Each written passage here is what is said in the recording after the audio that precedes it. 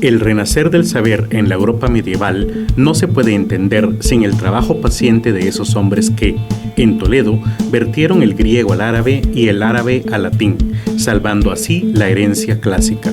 Humberto Eco.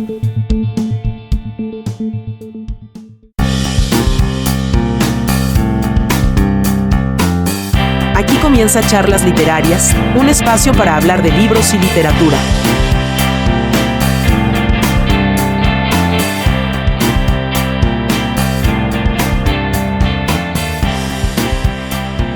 Bienvenidos a este nuevo episodio de la 8ª temporada de Charlas Literarias. Espero que hayan pasado una buena Semana Santa, que haya sido muy reflexiva y que hayan tenido extraordinarias experiencias. Hoy vamos a hablar, como ya habrán leído en el título, de una institución en el más amplio de los sentidos muy importante para el español y de la cual ya hemos hablado someramente en episodios anteriores. Obviamente se trata de la Escuela de Traductores de Toledo. En episodios anteriores hablamos sobre la influencia de esta escuela en la historia del español y, si no recuerdo mal, la mencionamos también en el episodio que tenemos de temporadas anteriores sobre la traducción. Pero en esta ocasión vamos a ahondar acerca de esta escuela. Así que vamos a ello. Lo primero es aclarar que Toledo es una ciudad multicultural bajo dominio cristiano que fue reconquistada en el año 1085 de nuestra era en común y que obviamente pues tiene herencia árabe, judía y cristiana.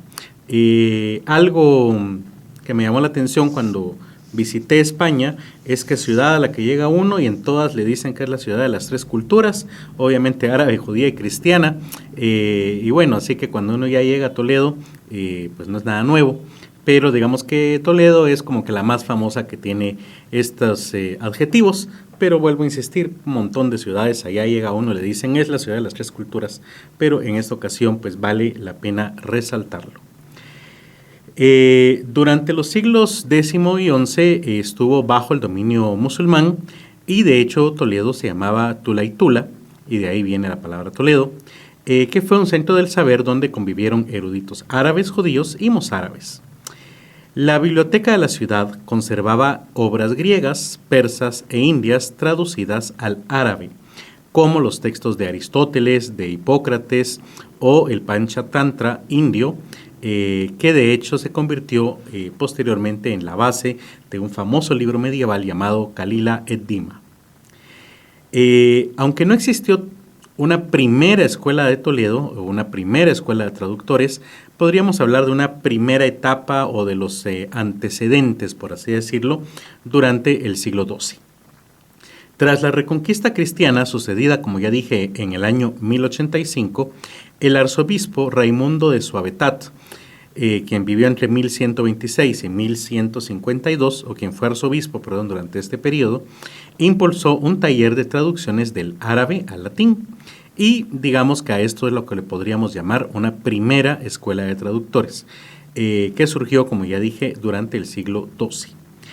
Básicamente trabajaban ahí judíos toledanos que dominaban el árabe, el hebreo y el romance, así como monjes cluniasnenses que eran expertos en latín. Durante esta época se tradujeron algunas obras clave como el Corpus Astronomicum de Al-Sarquila, textos de Avicena y de Al-Ghazali que hablaban sobre filosofía y medicina, así como el Corán en una primera traducción al latín por Robert de Ketton. Un dato curioso de esta época es que muchos traductores firmaban como latinizantes, pero en realidad eran judíos o mozárabes que estaban tratando de ocultar su identidad para no ser perseguidos. La segunda escuela de Toledo, llamémosla así, vuelvo a insistir, aunque no existe una división entre primera y segunda, así que esta es la que realmente se conoce, o en una segunda etapa, digámoslo así, más grande y más duradera, ocurrió durante el siglo XIII. Esta es la época de Alfonso X, a quien también le decían el sabio, precisamente por lo que vamos a contar acá que hizo, y reinó entre 1252 y 1284. Alfonso X impulsó la escuela de traductores que ya había creado anteriormente Raimundo de Sauvetat con un enfoque al castellano. Mientras que Sauvetot se enfocó en árabe y en latín, Alfonso le dio el enfoque castellano que la hará famosa. El rey no solamente retomó el proyecto, sino que lo revolucionó con 3 metas claras.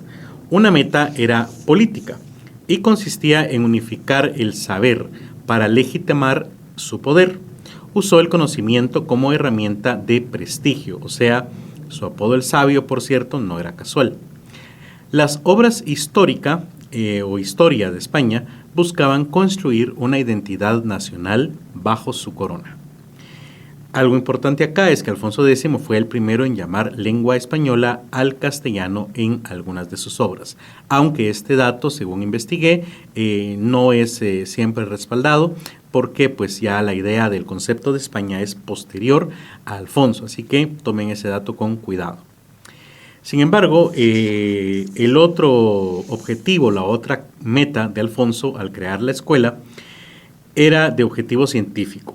Lo que él quería era modernizar el reino.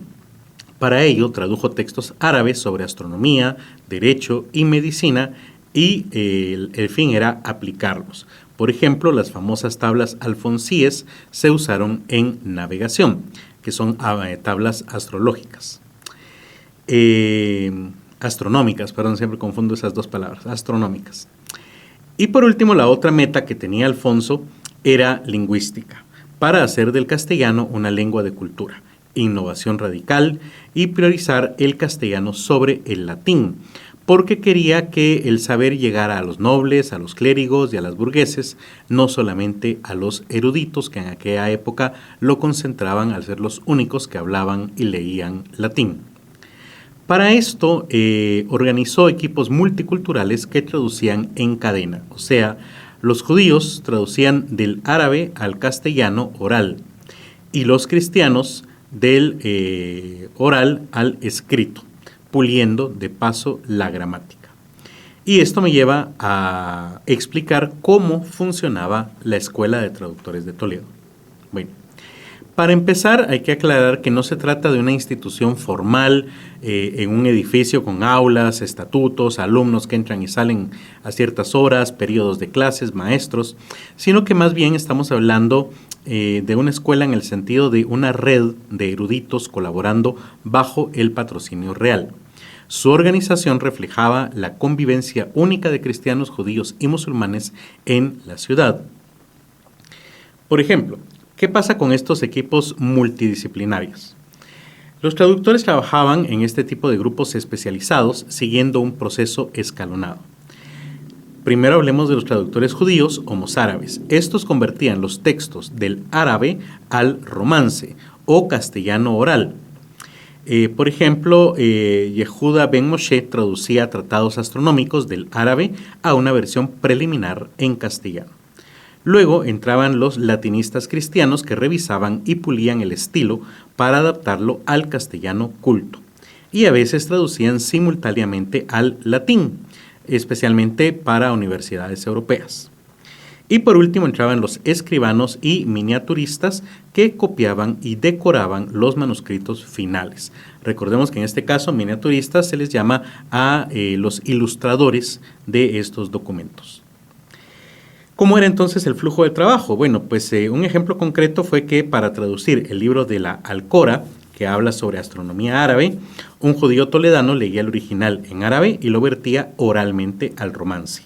Un castellano lo transcribía en este idioma y ajustaba la sintaxis. Y por último, Alfonso X supervisaba el resultado y añadía glosas explicativas. Ya dijimos en un episodio anterior que una glosa es una nota o una anotación que se hace a los márgenes de los libros. Lo importante aquí es aclarar que no existían traducciones literales como las concebimos actualmente, sino que se adaptaban conceptos, ¿verdad? Ideas. Eso era lo importante durante esta época. ¿Quiénes eran estos traductores? Bueno, los judíos dominaban el árabe, el hebreo y el romance. y eran esenciales para textos científicos. Por ejemplo, Isaac ibn Sid, que fue coautor de las tablas alfonsíes, o Yehuda ben Moshe, que ya mencioné que era traductor de astrología y medicina.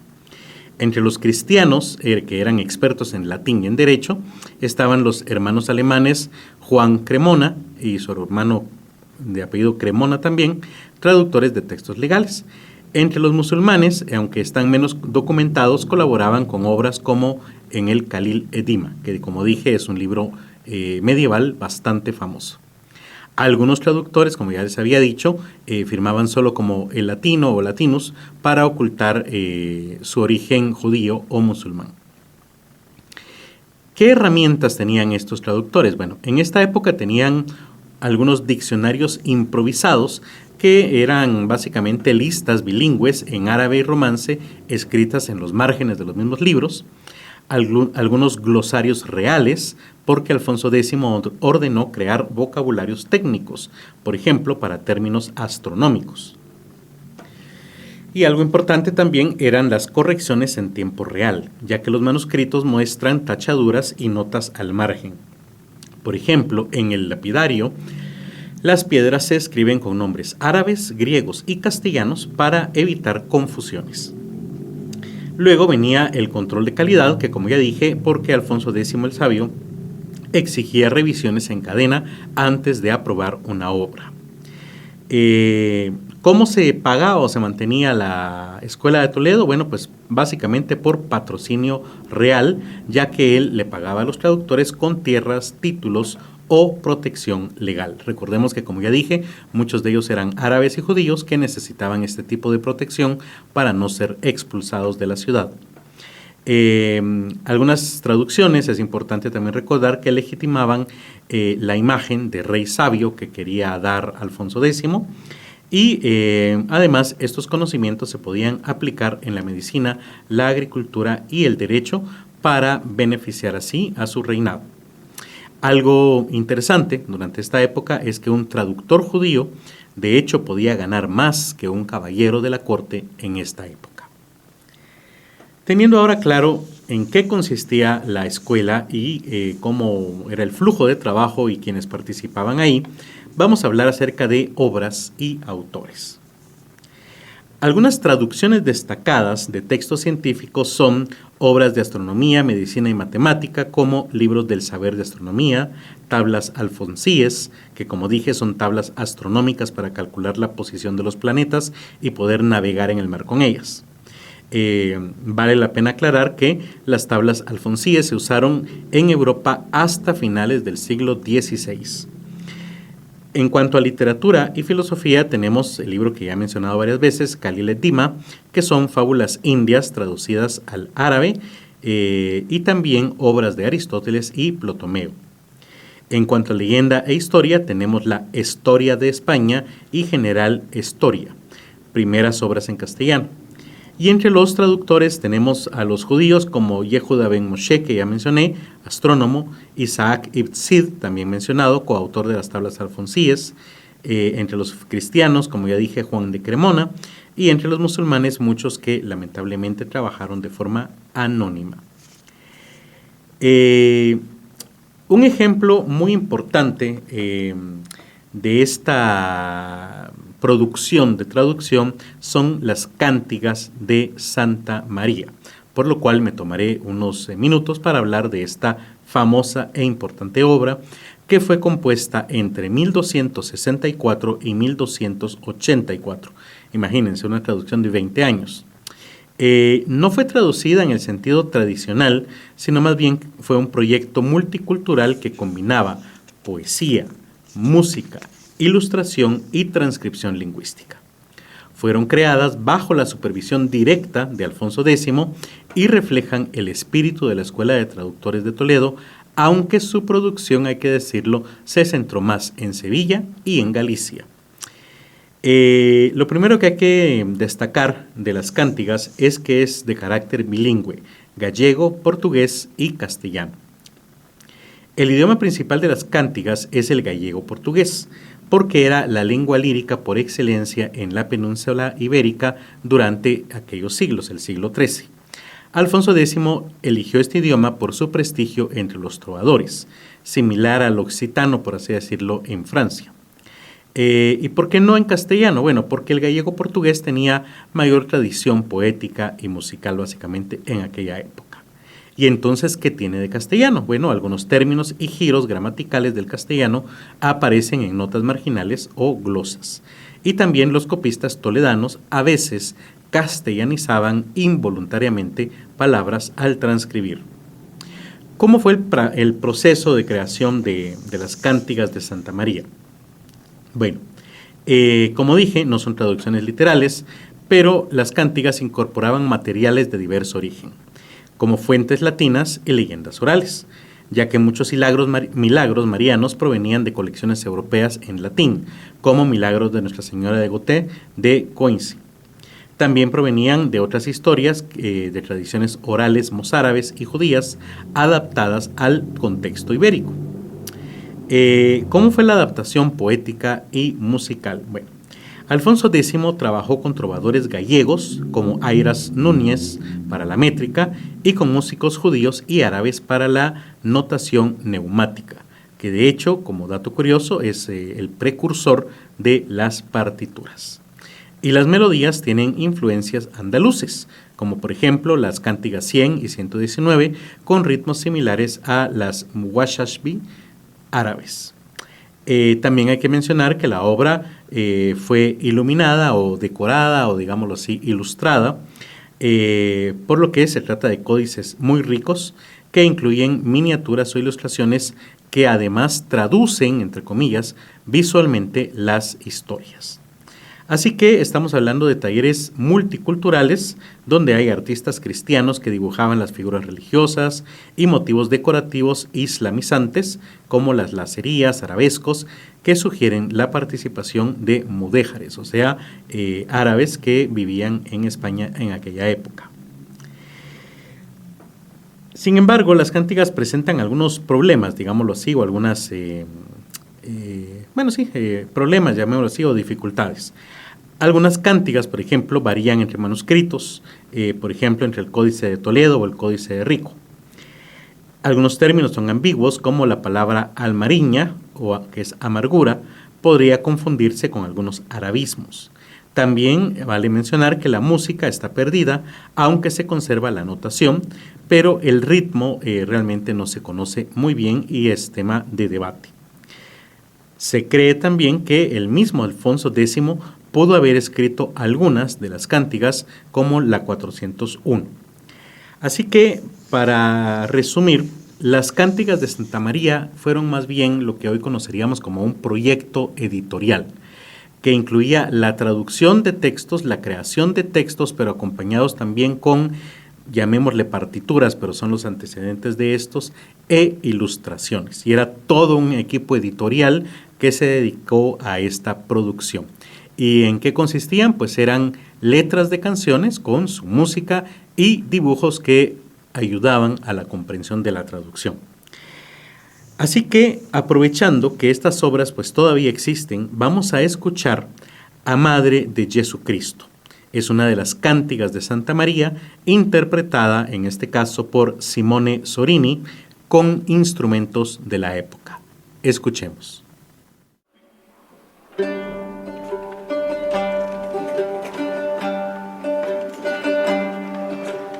A Madre de Jesucristo, que Señor de nobrezas, non soffre che in sa casa faccian furtos nel villesas, ed est un muy gran milagre, vos direi che me giuraron, come es de bona vida, e por verdade mostraron, che fezzo Santa Maria de Monserrate contaron, lo che fezzo nato l'ome por mostrar sas abolecas.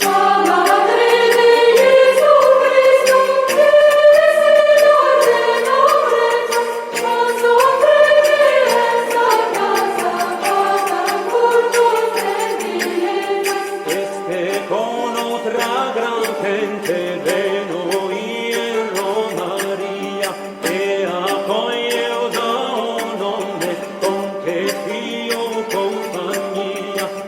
quando chegou a noite, os dineiros que trazia, se por toda esmolneira, por crecer en esas riquezas.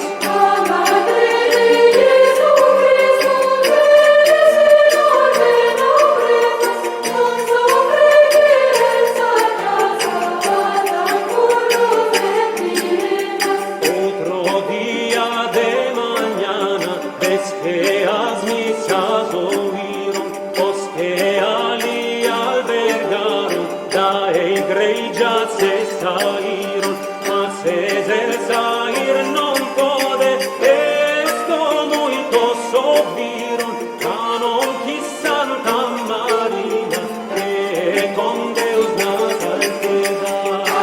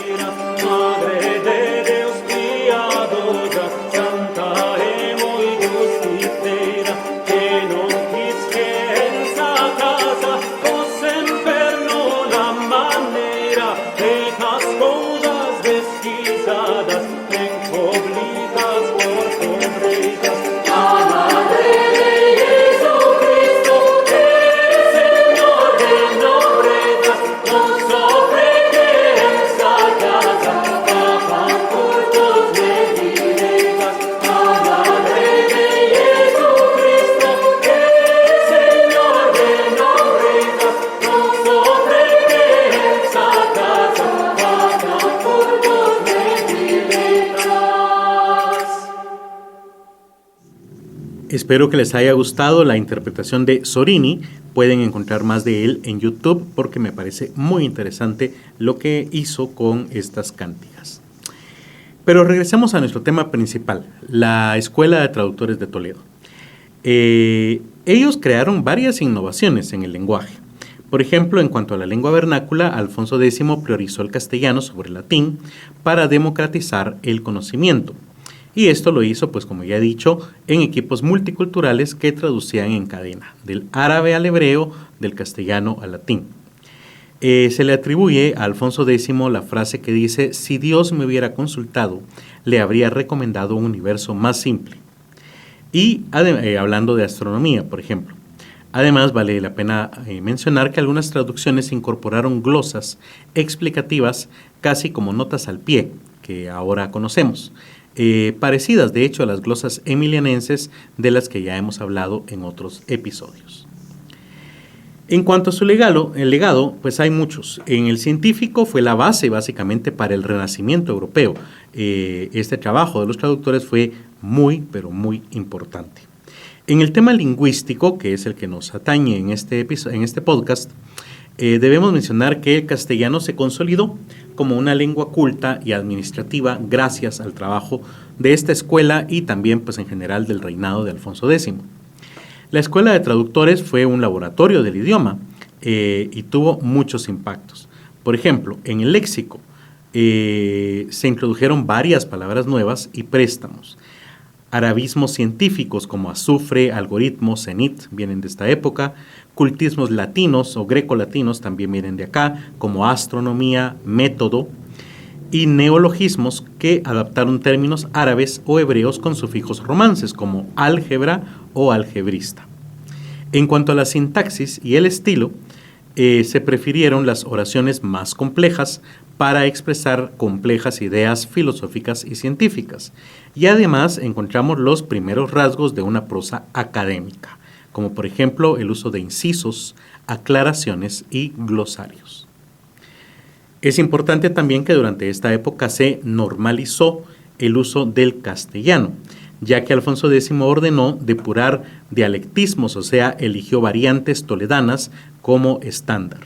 Además, se fijó relativamente la ortografía, como ya lo habremos mencionado en episodios anteriores, al usar la C con cerilla para el sonido ts y la doble L para el sonido de y.